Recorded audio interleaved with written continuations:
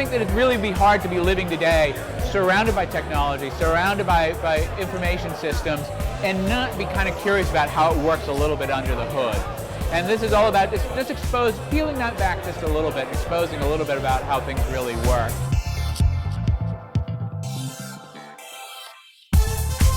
I'm here as a kid who never fully grew up and loved to create things for fun, for shock value. I was like, well, I don't make, underwater robot bicycles, so I don't know if it's really my thing. And then a friend of mine pointed out to me that, I've designed a Captain America shield bag, which is on the back of my chair, and I make lace and I spin the yarn and I do, and she's like, you are a maker of things, go to the Maker Faire.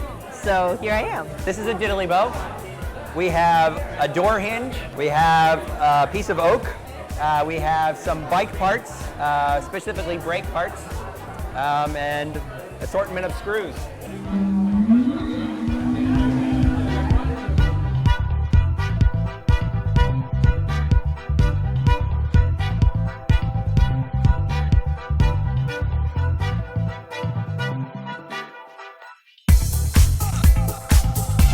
You think of technology as being kind of dry, but if you make a robot that plays basketball out of it, or you make something that makes art out of it, it's actually a lot more fun, a lot more approachable, especially for kids. It's incredible. I mean, there's 3D printers, there's weird electronic instruments. It's totally up my alley.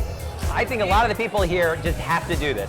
They are so interested in something, they get obsessed with it. And I think it's also really satisfying to make something with your own hands, and that's something that we don't get to do enough of. That a real sense of pride in what you make. It brings out the inner dweeb in all of us, no matter how cool you are, who doesn't like to play with the toys?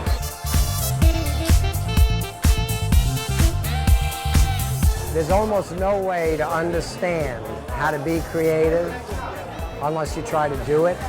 It's not a spectator sport.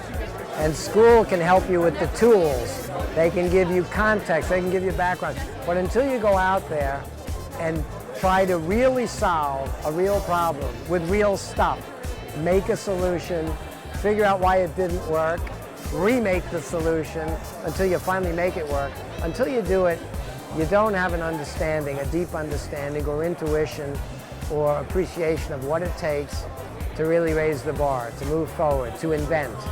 I support the DIY movement because I think it's good for the planet to know how to create locally and sustainably, and to be able to reuse and repurpose things, which is much easier to do with DIY, to extend the life of your objects, rather than huge industrial production, which has its place, but perhaps is occupying too much of one. I think people just have it ingrained in them to want to make something with their hands that's interesting to them or to other people. I think it's unstoppable. I'm a huge advocate of giving real problems to real people and have them work on making real solutions. And that's what do-it-yourselfers and Maker Fairs are all about.